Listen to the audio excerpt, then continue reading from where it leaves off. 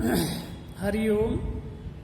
शारदा शारदाम्भोज वदना वदनाम्बुजे सर्वदा सर्वदास्माकं सन्निधिं सन्निधिं क्रियात्।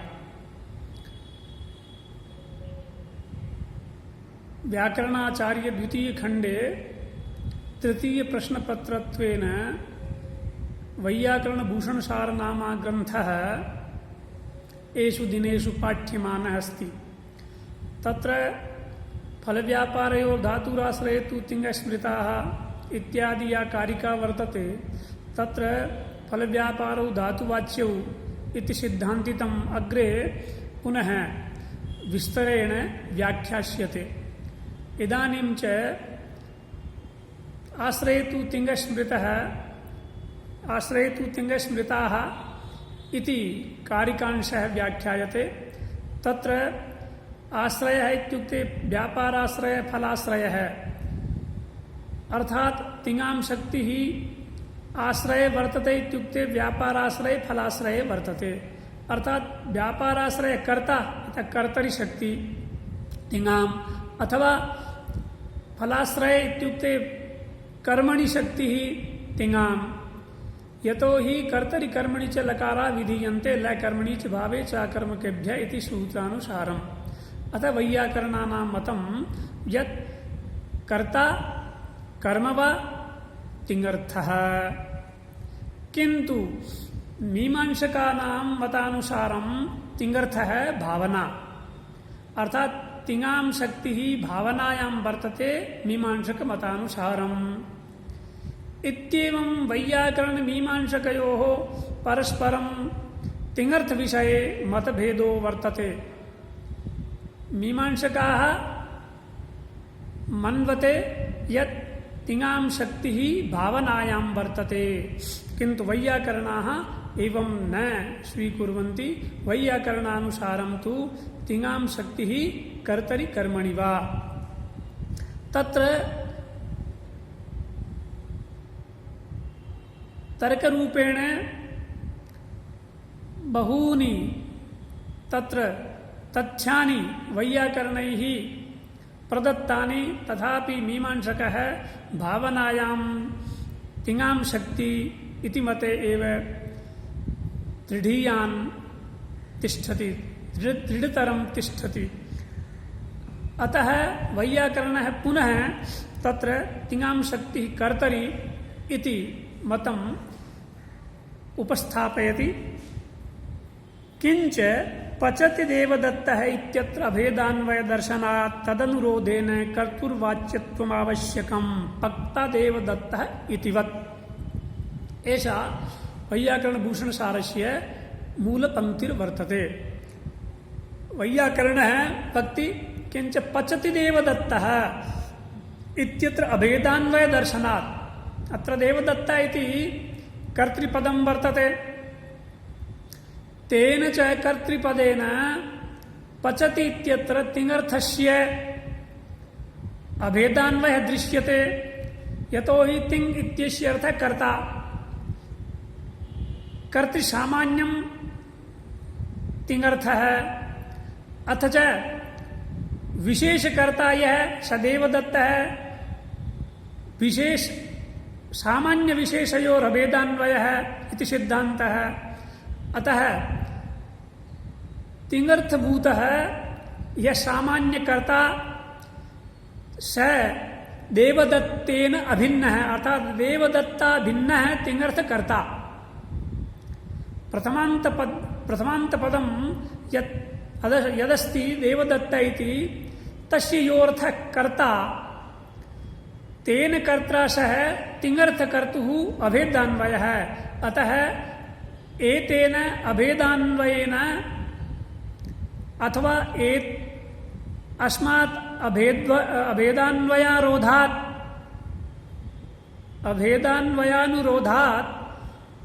तिङर्थः कर्ता इति, अर्थात कर्तुः तिङ्वाच्यत्वं स्वीकार्यम् इति वैयाकरणानां मतम्। अभेदान्वय कथं? यथा पचति देवदत्तः इत्यत्र देवदत्ता भिन्नैककर्तृकः वर्तमान कालिक है विक्लित्यनुकूलो व्यापार है इत्येवं शाब्दबोध है वैयाकरणानां भवति। मीमांसकानाम् अपि भावना मुख्य विशेषक शाब्दबोध एव भवति। अतः देवदत्ता भिन्नैक कर्तृका वर्तमान कालिका विक्लित्यनुकूला भावना इति मीमांसकानाम् अपि शाब्दबोधः। अतः ते मीमांसकाः वैयाकरणैः उच्यन्ते यद् भोः अत्र देवदत्ता भिन्नैक कर्तृत्वं युष्माभिरपि स्वीक्रियते एव खलु। अतः तिङर्थः कर्ता इति स्वीकार्यम्। हिन्द्यां वच्मि तदानीम् अस्य सारल्येन तत्र अर्थावबोधः भवति। वैयाकरण तिङ् का अर्थ कर्ता मानता है, मीमांसक तिङ् का अर्थ भावना मानते हैं, किंतु वैयाकरण कहते हैं नहीं, आपकी ये भावना तिङर्थ नहीं है, ये भावना वस्तुतः हमारे मत में तो व्यापार अर्थात धात्वर्थ है। धातु का अर्थ व्यापार होता है, व्यापार ही भावना है, इसलिए ये भावना धात्वर्थ है। लेकिन आप तिङर्थ मान रहे हो, ये ठीक नहीं है। क्यों कि पचति देवदत्त है, इस वाक्य में देवदत्त है ये विशेष कर्ता के साथ में पचति अर्थात तिङर्थ का अभेदान्वय दिख रहा है। अर्थात देवदत्त से अभिन्न कर्ता में रहने वाला विक्लित्य अनुकूल व्यापार, ऐसा शाब्दबोध होता है इस वाक्य से।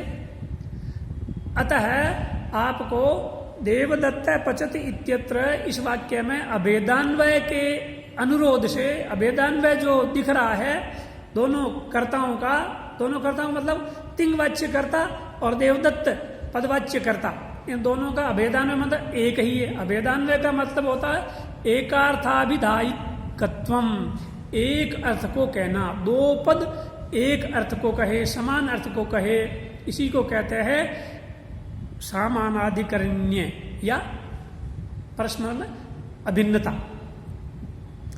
तो अभेदान्वय दर्शन के अनुरोध से कर्ता की वाच्यता अर्थात तिङ् का वाच्य करता है, ये मानना आपको पड़ेगा।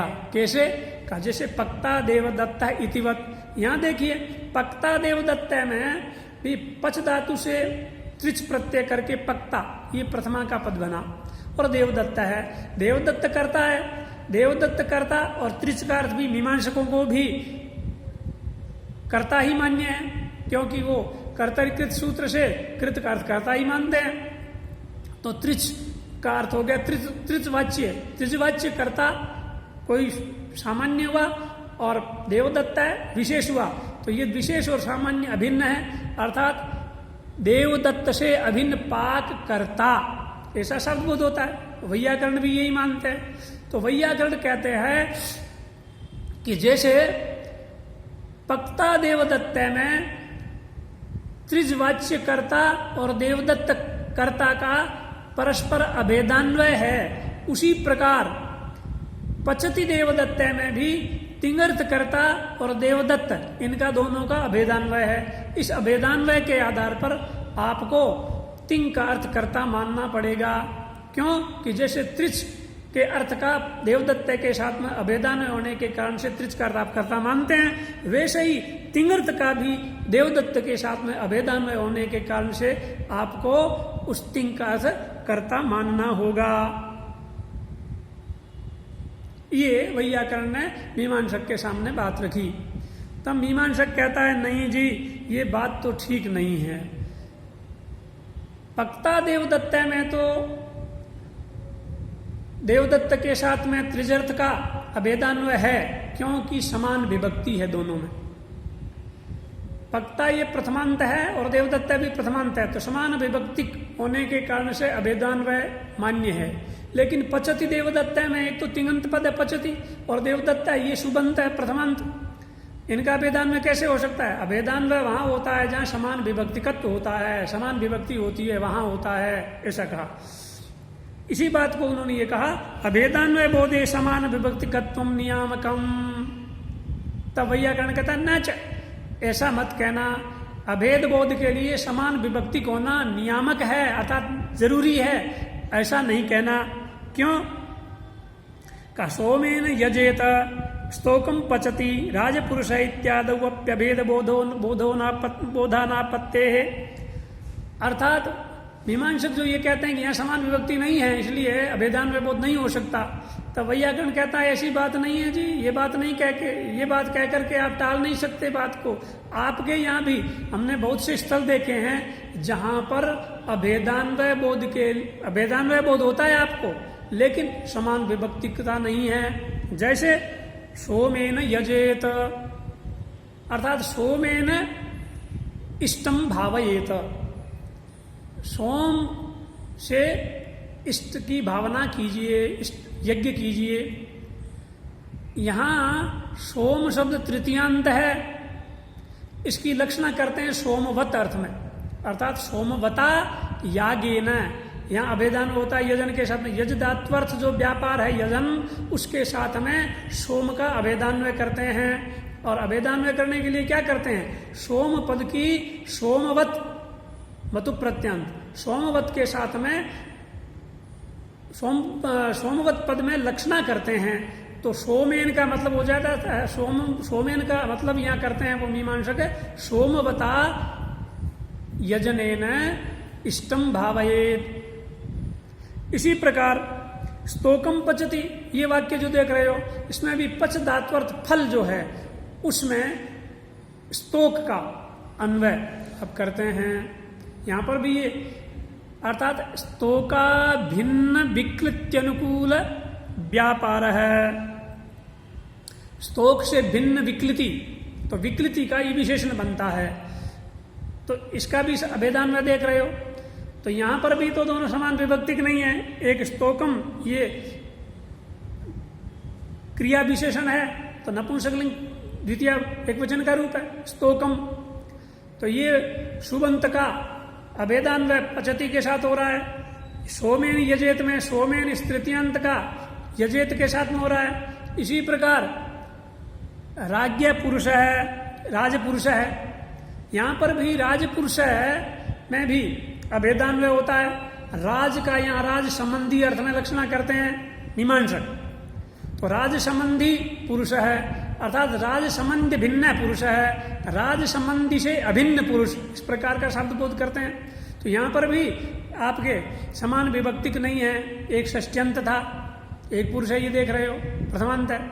तो समान विभक्तिक होना अभेद बोध के लिए नियामक है, ऐसा मीमांसक नहीं कह सकते, क्योंकि ऐसा कहोगे तो आपके यहाँ इन जगहों पर समान विभक्तिक न होते हुए भी, समान विभक्तिकता न होते हुए भी अभेदान्वय बोध कैसे हो रहा है। इसलिए आपको ये मानना पड़ेगा कि समान विभक्तिकता इसमें अभेद बोध के लिए नियामक नहीं है। इसलिए पचति देवदत्त में भी समान विभक्तिकता न होते हुए भी तिंगर्थ का देवदत्त के साथ में अभेदान्वय होने के कारण से, देवदत्त कर्तृवाच्य पद के साथ में अभेदान्वय होने के कारण से आपको तिंग का अर्थ कर्ता मानना होगा।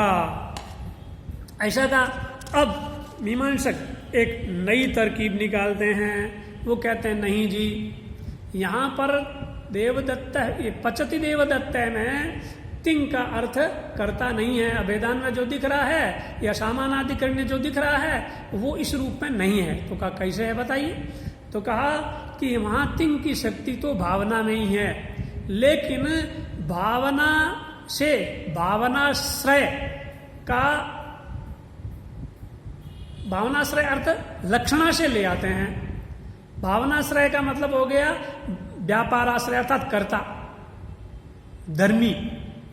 तो धर्मी अर्थ वहां लक्षणा से आ गया, अर्थात कर्ता अर्थ लक्षणा से आ गया है। इसलिए लक्षणा से वहां पर सामानाधिकरण्य है, वाच्यार्थ का सामानाधिकरण्य नहीं है। ऐसा वैयाकरण मीमांसक ने एक नई बात रखी। तब वैयाकरण कहते हैं नहीं नहीं नहीं नहीं, ये बात चलने वाली नहीं है। न च लक्षणया कर्तुरुक्तत्वात्, लक्षणा से कर्ता ये कह दिया गया इसलिए सामानाधिकरण्य है, ऐसा आप नहीं कह सकते। ऐसा यदि आप कहोगे तो पिंगाक्ष्यादि यौगिका नाम अपि द्रव्यवाचित्वानापत्ते एवं वैश्वदेवी इत्यादि तत्तितान्ता नाम अपि अनेक मन्य पदार्थे सास्य देवता इत्यनुशासनेन पिंगे अक्षिणी यस्याः विश्वे देवाः देवता अस्याः इति विग्रह दर्शनात् प्रधान षष्ठ्यर्थ एवं अनुशासन लाभात्। ये पंक्ति मूल है।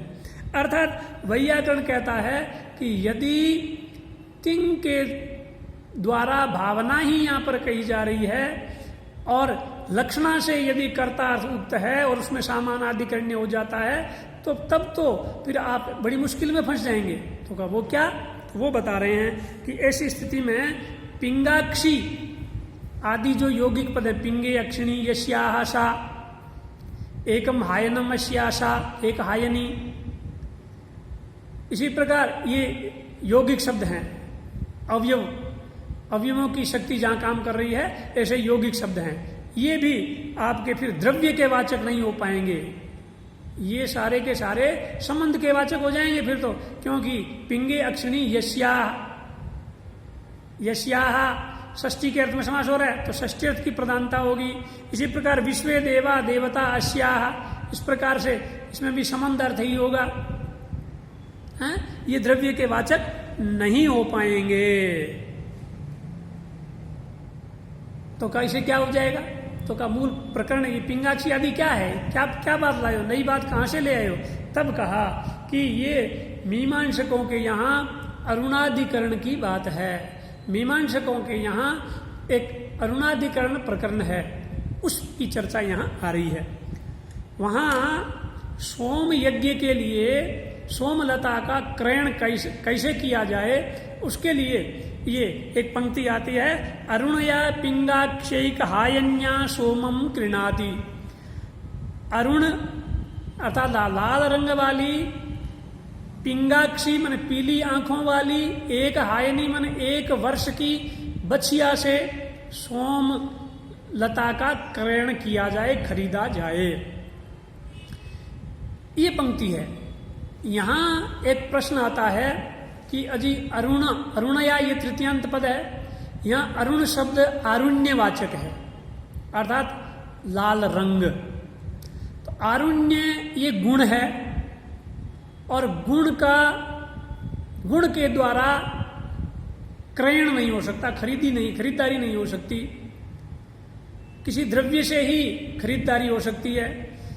तो ये अरुणया पद का अन्वय आप इसमें कृणाति में कैसे करोगे, या कोई दूसरे वाक्य में करोगे, या प्रकरण जो चल रहा है, सोम यज्ञ से संबंधित प्रकरण चल रहा है, तो प्रकरण के किसी दूसरे वाक्य में आए हुए किसी पद के साथ में इसका अन्वय करोगे या कृणाति के साथ करोगे? कृणाति के साथ में तो इसका अन्वय संभव नहीं है, क्योंकि खरीदना, कृणाति मन खरीदना किसी गुण से नहीं हो सकता, खरीदना किसी द्रव्य से हो सकता है। तो उसके लिए इसका अन्वय कहां करोगे? तब कहा कि प्रकरण की अपेक्षा वाक्य में पास में विद्यमान जो पद हैं उन पदों के वाच्यार्थ के साथ में ही अन्वय किया जाना चाहिए, वही बलवान होता है, संभव यदि हो तो यहां पर पास में विद्यमान इसके कौन है? एक पिंगाक्षा, एक हायन्या, ये दो पद हैं। का ये पद भी तो संबंध अर्थ को कह रहे हैं, ये द्रव्य के वाचक नहीं है। पिंगे अक्षिणी यस्याः, एकम हायनम अस्याः इत्यादि ये संबंध के ही वाचक हैं। तो संबंध के वाचक हैं तो संबंध अर्थ हुआ, संबंधी नहीं हुआ। द्रव्य तो संबंधी होता है, तो ये द्रव्य के वाचक नहीं है।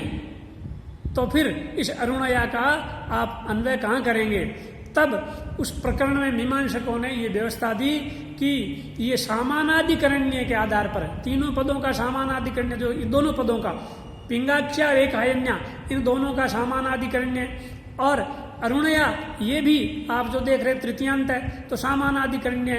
इन सामानाधिकरण्य के अनुरोध से आपको पिंगाक्षी आदि शब्दों को द्रव्य का वाचक मानना चाहिए, द्रव्य के वाचक हैं, अर्थात गौ, इस गुण वाली गाय।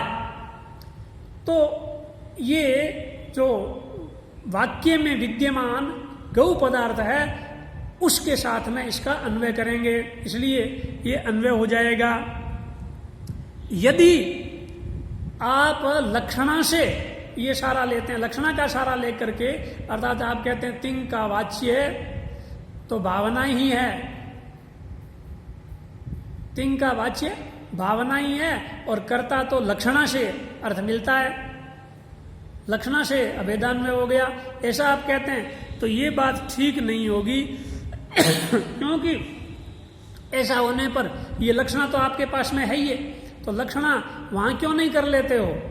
कहाँ पिंगाक्षी आदि शब्दों में भी लक्षणा से गो अर्थ क्यों नहीं ले आते हो? वहां आपको उस प्रकरण बनाने की क्या आवश्यकता होगी? ये आरुण्य आदि सामानाधिकरण्य के आधार पर पिंगाक्षी आदि शब्दों को द्रव्य का वाचक आप कैसे सिद्ध कर रहे हो? ये लक्षणा से कर लो ना, ये ज्यादा सही रहेगा। इसलिए कहा तथा च अरुणया पिंगाक्षा एक हायन्या सोमम कृणाति वाक्य द्रव्यानुक्ते है। उस वाक्य में द्रव्य की तो अनुक्ति है, द्रव्य तो का ही नहीं गया है। तो आरुण्यस्य स्ववाक्योपात्ते द्रव्ये, अपने ही वाक्य में उपात द्रव्य में ही अन्वय प्रतिपादक अरुणाधिकरणोच्छेदापत्ते है। ये स्ववाक्य में उपात अर्थात खुद के वाक्य में ही उपात द्रव्य में ही अन्वय का प्रतिपादन करने वाला ये जो अरुणाधिकार है, इसकी उच्छेद हो जाएगा, अर्थात इसकी जरूरत ही नहीं पड़ेगी। लक्षणा यदि है आपके पास में तो इस प्रकरण बनाने की जरूरत कहां पड़ गई आपको? ये प्रकरण बनाना पड़ रहा है, इसका मतलब लक्षणा से आप सामानाधिकरण्य नहीं ला सकते। ये सामानाधिकरण लाने के लिए आपने ये प्रकरण बनाया, यदि लक्षणा से ही हो जाता तो इस प्रकरण की आवश्यकता क्या है? ये प्रकरण के उच्छेद की ही आपत्ति हो जाएगी। वस्तुतः यही कहा द्रव्यवाचकत्व साधक मूल युक्त सामानाधिकरण्य से उक्त रीत्या उपपत्ते है। ये जो द्रव्यवाचकत्व का साधन करवाने की जो मूल युक्ति है, उस मूल युक्ति आपके यहाँ सामानाधिकरण्य। ये सामानाधिकरण्य जो है वो उक्त रीति से अर्थात लक्षणा से ही संभव है। तो फिर आपको ये अरुणाधिकरण जो है उसको बनाने की क्या आवश्यकता है? आपने ये बनाया तो लक्षणा नहीं है, इसका मतलब यदि लक्षणा होती है या लक्षणा से ये अर्थ कर लेते हो तो ये अरुणाधिकरण प्रकरण चलाने की, उसको स्थापित करने की आवश्यकता ही कहां पड़ रही है? इसलिए लक्षणा कोई अच्छी चीज नहीं है, लक्षणा स्वीकार्य नहीं है। इसलिए तिंग का अर्थ आपको भावना ही मानना, भावना नहीं, तिंग का अर्थ कर्ता ही मानना चाहिए। तिंग का अर्थ आप जैसा कि भावना मानते हैं और लक्षणा के आधार पर भावनाश्रय का ग्रहण कर लेते हो, अर्थात भावना जिसमें रहती है ऐसे कर्ता का ग्रहण कर करके यहाँ पचते देवदत्त में सामानाधिकरण करवाते हो, ये बात ठीक नहीं है। क्यों कि यदि लक्षणा ही स्वीकार्य होती और लक्षणा जैसा आप यहाँ स्वीकार करके हमें बरगलाने की बात करते हो, वो लक्षणा यदि अच्छी चीज होती, लक्षणा यदि स्वीकार्य होती तो आपके अरुणाधिकरण प्रकरण को बनाने की क्या आवश्यकता होती? आपका अरुणाधिकरण प्रकरण जो है वो भी इसी आधार पर आपका बनाया जा सकता था। हरिओम। ये प्रकरण समय समाप्त हो रहा है, इसी में इतना ही।